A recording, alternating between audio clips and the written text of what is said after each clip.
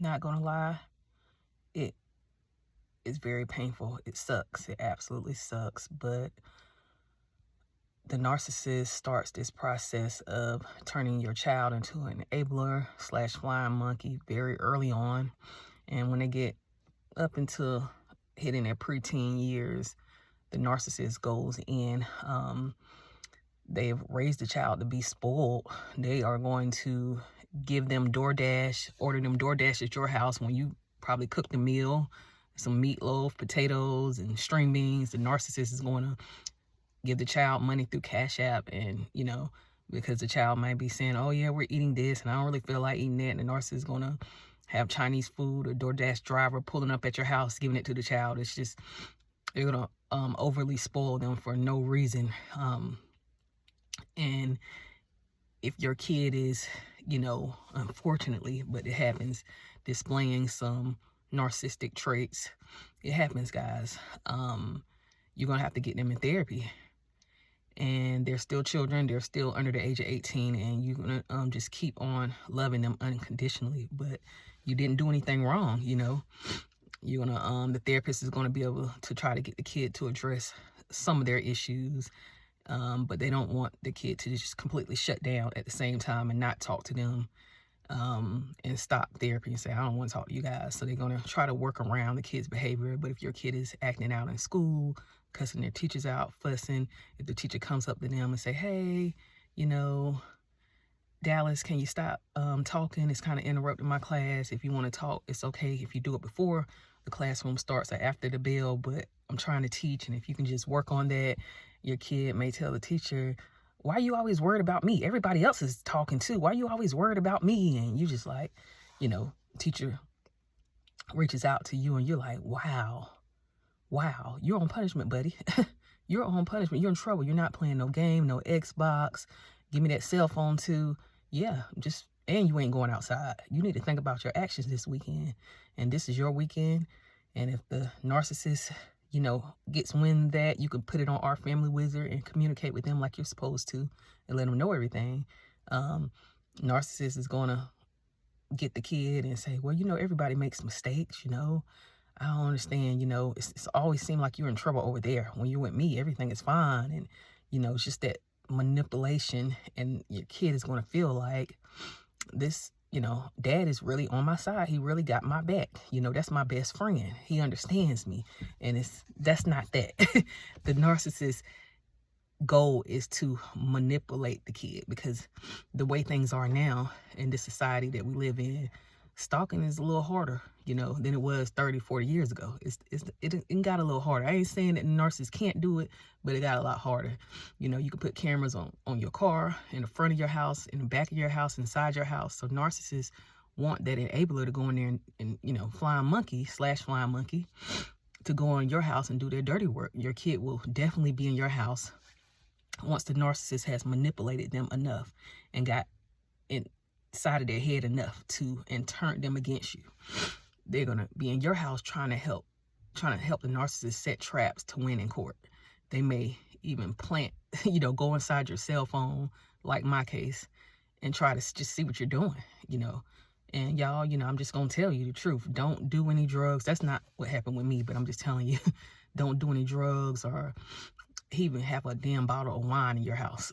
And I'm saying this because if you know that you got a kid that's especially siding with the narcissist a little bit too much and disrespecting you, disrespecting their teachers, then they are so pro-narc. Watch your back, because that kid is willing to do anything to try to set you up to help the narcissist. I mean, it may be something completely just disgusting, but that's how I won sole custody, because my kid actually turned into an enabler, flying monkey for the narcissist. He just, while I was asleep, went inside my room and took my cell phone, and took a cell phone that came from the narcissist's house, and just was taking pictures and screenshots of stuff in my cell phone. It wasn't nothing really bad or anything, but it was just my business, and it's going to the narcissist. So you see how it works. See how the narcissist can't stalk you anymore because they're not in your house anymore, but they manipulate someone else to do their stalking for them. And a child, a vulnerable person, they're going to use vulnerable people, older people, children, people that have a lot of mental illnesses. They're going to use them to be their enablers and their flying monkeys. And, you know, unfortunately, as a child grows, I know some of you have smaller kids, but in this particular context of this video, I'm talking about those of you with older kids hitting those teenage years. And if you see that they are just pro narcissists, and you know how the narcissist is, you know they're full of crap, and the child is just disrespecting you, slamming doors, you know, throwing stuff when you tell them, hey, are you up? The bus is coming. I see, you know, the bus is about 10 minutes away. They're like, yeah, I'm up. Boom, slamming the door. That kid has been manipulated by the narcissist to hate you, and they're going to do anything to trigger you to, you know, smack them upside the head or whatever they can so they can run it downtown to court and have you lose your rights, lose custody, and pay the narcissist child support. And the narcissist will absolutely love that. So don't let the child take you there. Don't let a child take you there. You get cameras in your house. You put that kid in therapy, and you communicate with the teacher, say, I'm sorry, you know, I'm working with them on it, and you talk to your kid. You let them know you don't tolerate this type of behavior. These excuses are not going to work on you, and you're going to get punished. The narcissist, you can't help what they do on their parenting time. Obviously, they're not going to punish your kids like that. They're rarely going to punish them. If they do punish them, it's going to be weird and shocking for your kid. They're going to let the kids stay up all night long, even when you might have an order where the narcissist has to take your kid to school on Monday morning, unfortunately, and the kid will be stayed up all weekend playing the game, doing whatever they want to, even if they're in a lot of trouble with the schools and stuff or suspended. When that weekend is the narcissist weekend, they're gonna have fun. The narcissist is gonna take them out, let them eat Chinese food, pizza, and just tell them everybody makes mistakes. I made mistakes as a kid, and you know, I'm not gonna punish you because the school has already punished you and she's already punished you. I'm not gonna do that. But if you really think about it, it's all about everybody being on the same page so the kid can understand their actions and their behaviors so they can grow and make healthier decisions. And that's how you know the narcissists failed their children as parents, because they're not focused on that. They're focused on turning that child into them, into their little helper, their little minion.